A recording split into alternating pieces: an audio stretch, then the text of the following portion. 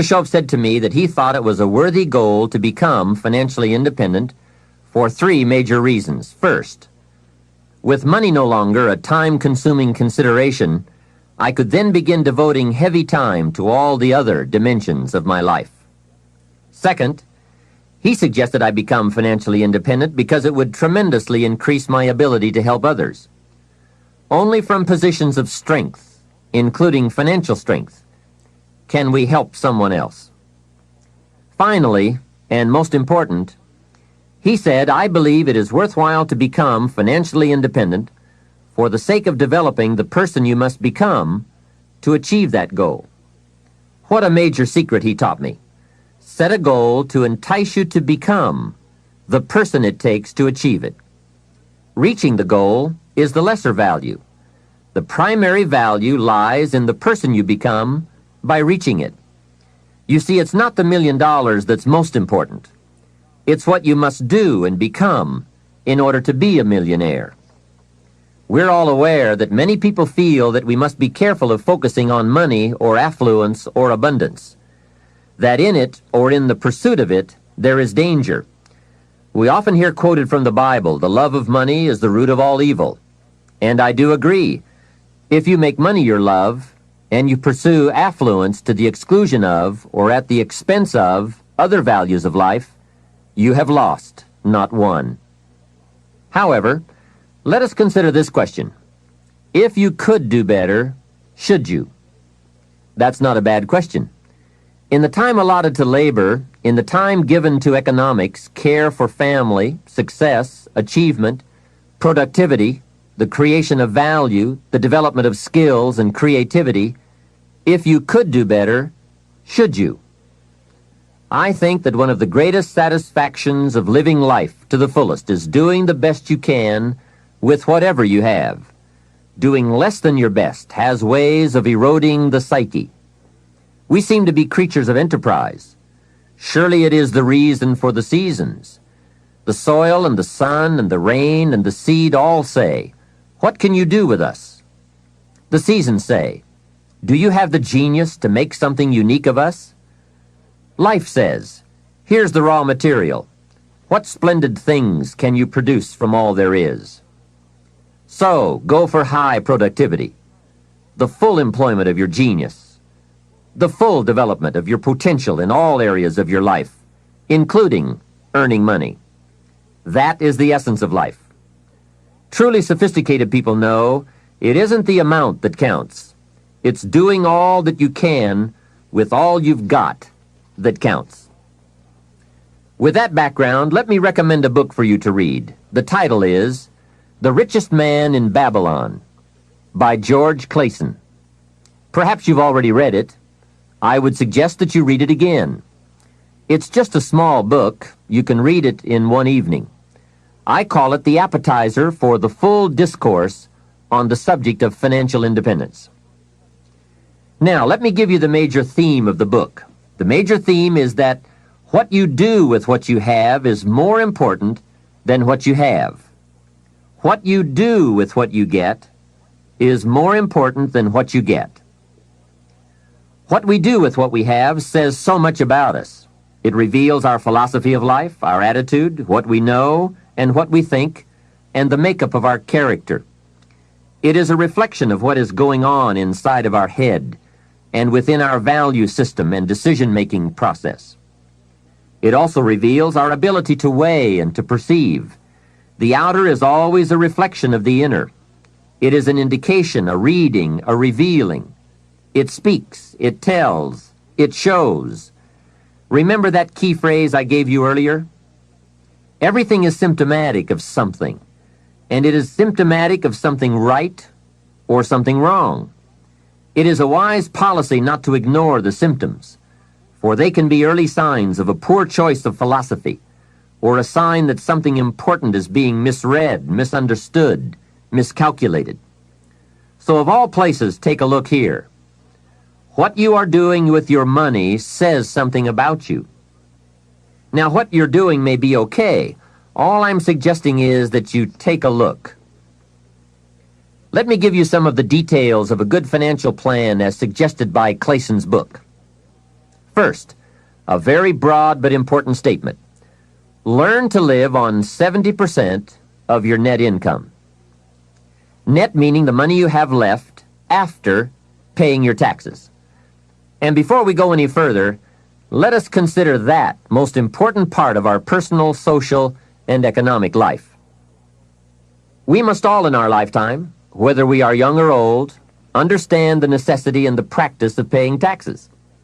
We have to teach our children as soon as they have any money at all from any source that if they spend it for anything, they immediately become what we call a consumer.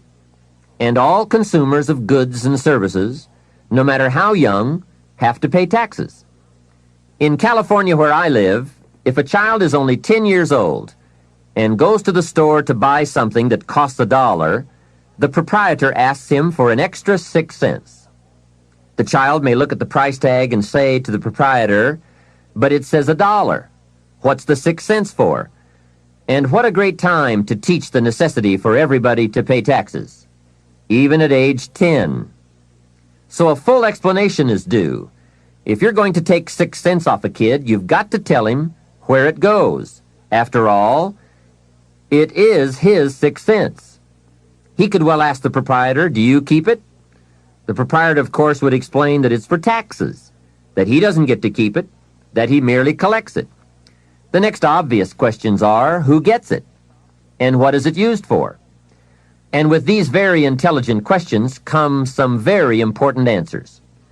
To the child we explain, since we all have decided to live together, we call ourselves a society. And for that society to function, there are some things we cannot individually do for ourselves. We cannot each build a piece of the street. The machinery would be too expensive, and it would take too long to learn how to use it and then to do it. So we have a government, and government is people we have put to work doing those things for us as a community that we cannot do for ourselves. The streets, the sidewalks, the police, all of this must be paid for. So we have agreed to take some of the money when all of us buy something and give it to the government so that it can do things for us. This is such an important subject. Kids have to learn it. We all have to learn it. We then move up to federal taxes and all that those tax dollars are meant to do. Here's a pretty good way to explain federal taxes. I call paying taxes the care and feeding of the goose that lays the golden eggs. It is so very important to feed the goose, not abuse the goose, not tear off a wing of the goose, but to feed and care for it. You might say, "Well, yes, but the goose eats too much." Hey, that's probably true. But remember, just about every appetite eats too much. Don't we all eat too much? Let not one appetite accuse another. If you step on the scales and you're 10 pounds heavy, you've got to say, "Yes, me and the government are about 10 pounds heavy. Looks like we both eat too much." Remember, every appetite must be disciplined. Yours, mine, and the government's. We could all use a diet. Mr. Shoaf did give me a very great service when he taught me how to be a happy taxpayer. Now, I must admit it took a while, but I did finally become a happy taxpayer. Part of it was understanding what tax dollars were for, and that it is right for everyone to pay his fair share. I finally decided I didn't mind picking up my share of the tab for the radar. It's so necessary for our safety as a country to keep the international bullies away. Some people say, "Why bother with all that expensive equipment? After all, they won't come over here." Obviously, they haven't read their history books. Someone else says, "I'm not picking up any part of the radar." Well, then I would suggest you go where they don't have any radar. If you are going to enjoy the benefits, then you have to pay your share. Jesus, the master teacher, gave some very clear advice one day when he said, "Pay Caesar first." Caesar meaning the government and taxes. Hey, that's pretty clear. Pay Caesar first. And for some unique reason, he didn't see fit to criticize Caesar. He just said, pay. I don't think we need a prophet to explain that one to us. Now, don't pay more than you should. Take advantage of the advantages and the incentives. But then when you get to the bottom line, Whatever that is, pay it. And pay with happiness, knowing that you are feeding the goose that lays the golden eggs. The golden eggs of freedom, safety, protection, justice, free enterprise. A society that works, provides a market and unprecedented opportunity. Freedom of speech, freedom of religion, education for our children. This is the most powerful nation on earth, and it provides us with the greatest chance to create a unique life. Some goose, some eggs. And remember, everyone should pay. Dignity demands that we all contribute no matter how small the amount. Everyone should pay. Even the federal tax bill, in my opinion. If only $1 a year, that's okay. Just so you can say with dignity, I pay my fair share. A classic example.